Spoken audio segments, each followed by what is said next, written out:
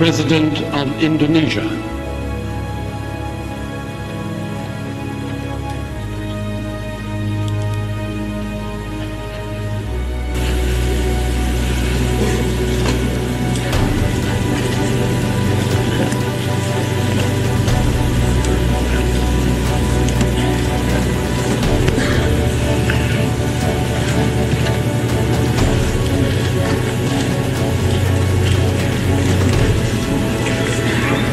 Mr. President, Your Excellencies, distinguished delegates and representatives,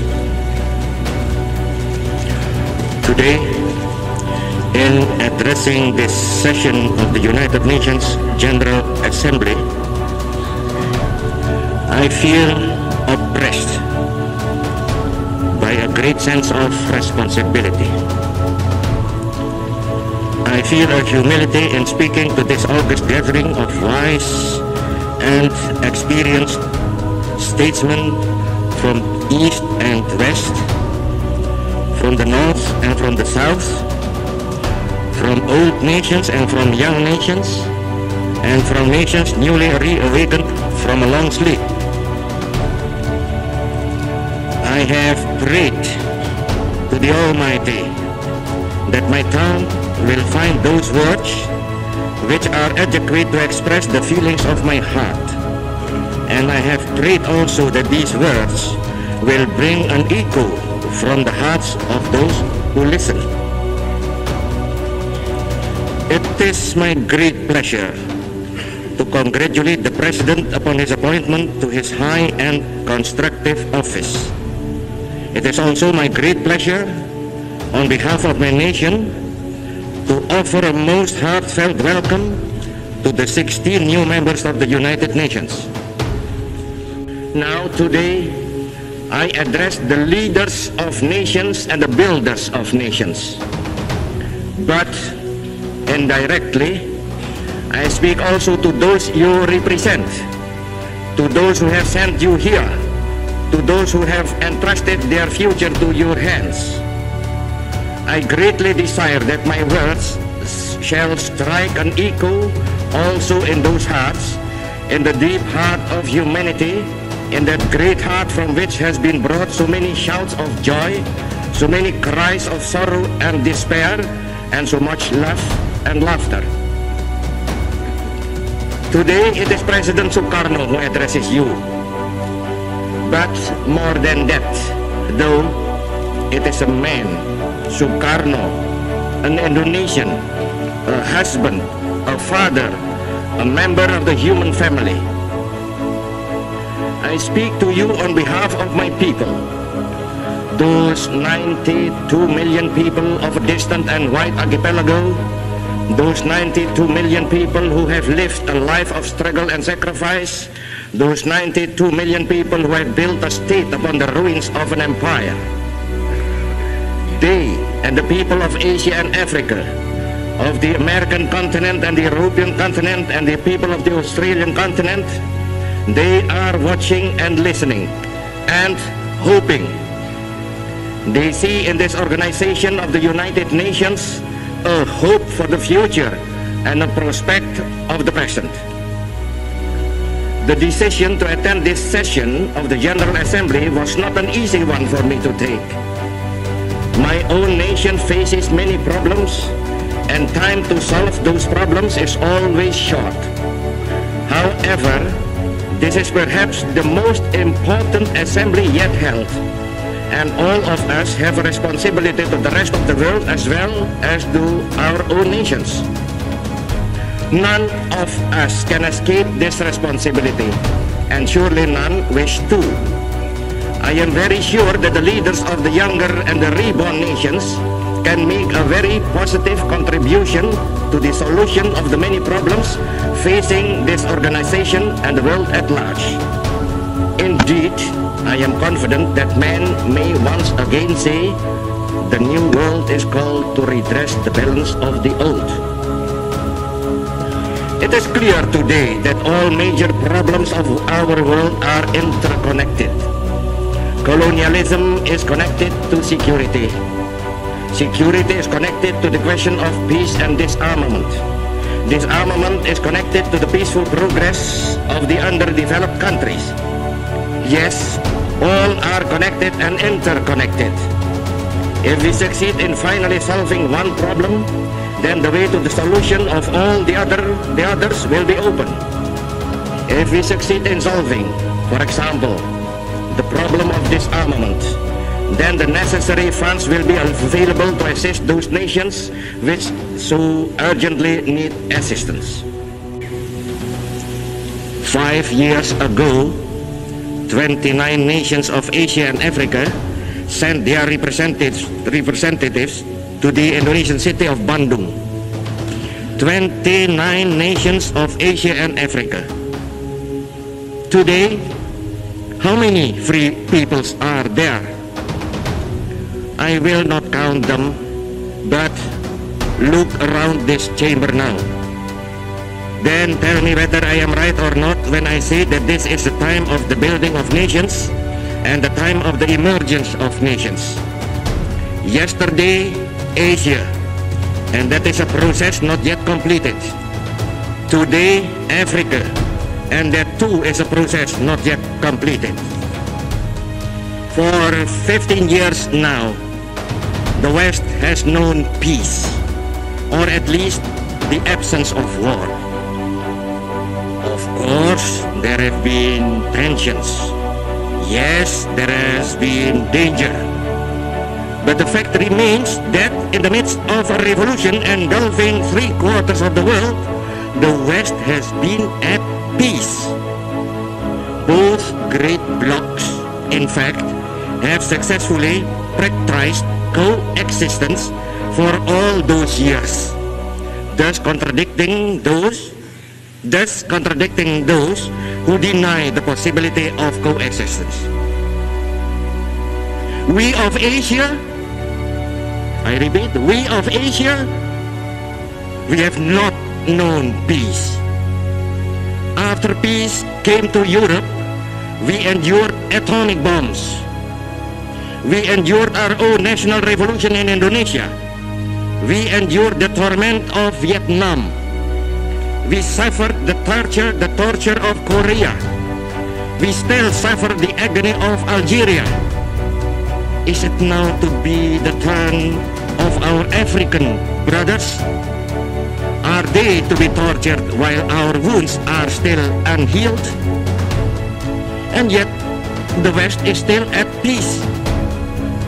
Do you wonder that we now demand, yes, demand respite from our torments? Do you wonder that now my voice is raised in protest? We, who were once voiceless, have demands and requirements. We have the right to be heard. We are not subject of barter, but living and virile nations with a role to play in this world and a contribution to make.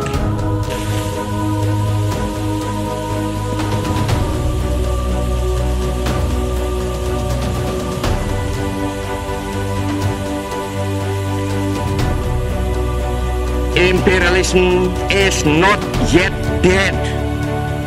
People sometimes say imperialism and colonialism is dead. No!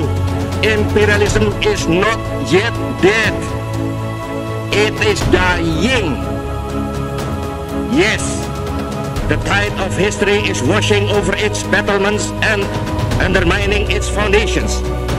Yes, the victory of independence and nationalism is certain. Still, and mark my words well, the dying imperialism is dangerous as the wounded tiger in a tropical jungle.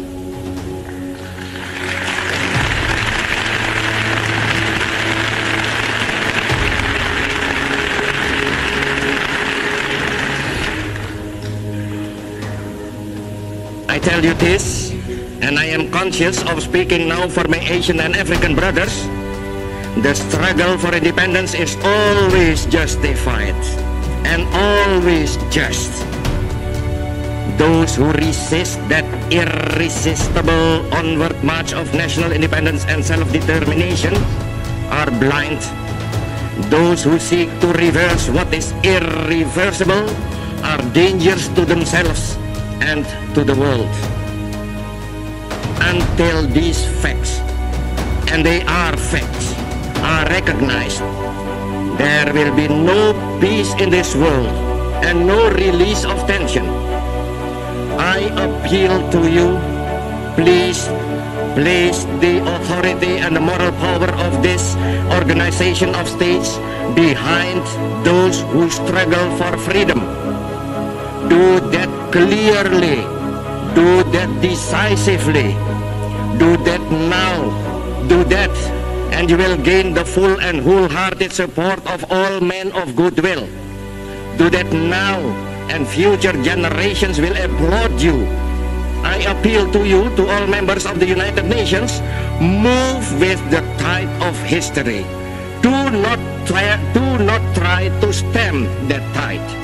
Then it is the testing of those weapons. I know that there is scientific disagreement about the genetical effect of those tests. That disagreement, however, is in terms of the numbers affected. It is agreed that there are evil genetical effects. Have those who authorize the test ever seen the results of what they do? Have they looked at their own children and thought about those results? At the present time, the testing of nuclear weapons is suspended.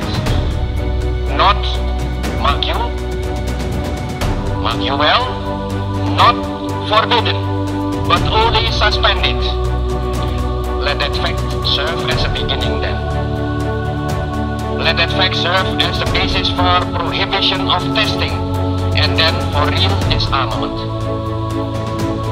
Before leaving the subject of disarmament, I must make one more comment. To speak of disarmament is good. Seriously to attempt the making of a disarmament agreement would be better. Best of all would be the implementation of an agreement on disarmament. However, let us be realistic. Even the implementation of a disarmament agreement would not guarantee peace to this sore and troubled world. Peace will come only when the causes of tension and conflict are removed. If there is a cause for conflict, then men will fight with pointed sticks if they have no other weapon. I know because my own nation did that very thing during our struggle for independence. We fought then with knives and pointed sticks. In order to make peace, we must remove the causes of tension and of conflict. That is why I spoke deep from my heart about the necessity of cooperation to bring about the final and glorious end of imperialism. Where there is imperialism and where there are simultaneously armed forces, then the position is a dangerous one indeed. Again, I speak from experience. That is the situation in West Irian. That is the situation in the 1/5 of our national territory which still labors under imperialism. There in West Irian, we have imperialism and the armed forces of imperialism. Bordering that territory, our own troops stand guard by land and sea. Those two bodies of troops face each other. And I tell you, that is an explosive situation. Very recently, those young and misguided troops who were in West Irian defending an outmoded conception were reinforced by an aircraft carrier, the Karl Doorman, from their remote homeland. I tell you that then the situation became positively dangerous. I tell you in all seriousness, the situation in West Irian is a dangerous situation, an explosive situation. It is a cause of tension and it is a threat to peace. General Nasution is not responsible for that. Our soldiers are not responsible for that. Sukarno is not responsible for that. Indonesia is not responsible for that. No, the threat to peace springs directly from the very existence of colonialism and imperialism. Remove those checks to freedom and emancipation, and the threat to peace disappears. Eradicate imperialism, and the world becomes immediately and automatically a cleaner place, a better place, a more secure place. Build the world fit for the dreams and the ideals of humanity. Break now with the past, for the day is at its dawning. Break now with the past, so that we can justify ourselves with the future. I pray God Almighty will bless and guide the deliberations of this assembly. I thank you all.